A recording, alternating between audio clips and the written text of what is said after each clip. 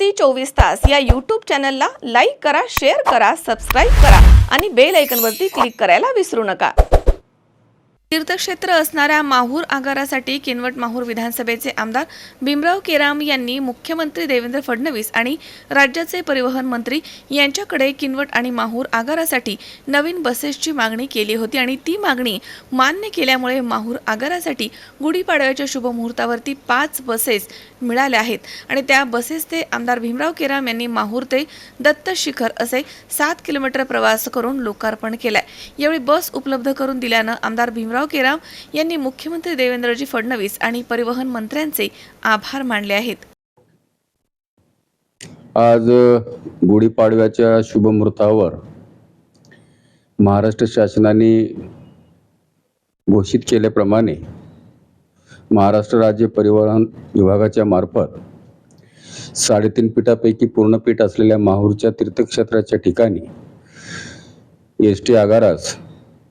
नवीन 5 buses त्या ठिकाणी शासनाने उपलब्ध करून दिलेल्या आहेत। त्या बसेसचं लोकार्पण सोहळा आज त्या ठिकाणी विधिवत कार्यक्रम घेऊन त्या बसेसचं लोकार्पण त्या ठिकाणी करण्यात आलेलं आहे आणि सोबतच आज 3.5 मुहूर्तापैकी एक पूर्ण मुहूर्त अशा पद्धतीचं गुढीपाडवा हा सण हिंदू धर्माच्या नुसार नवीन वर्ष अशा पद्धतीचं याला समाज मान्यता आहे आणि म्हणून या पार्श्वभूमीवर सर्वच या सणाच्या निमित्ताने समाज बांधवांना मतदारसंघातील सर्व गुढीपाडव्याच्या या उत्सवामध्ये सहभागी होणाऱ्या सर्व समाज बांधवांना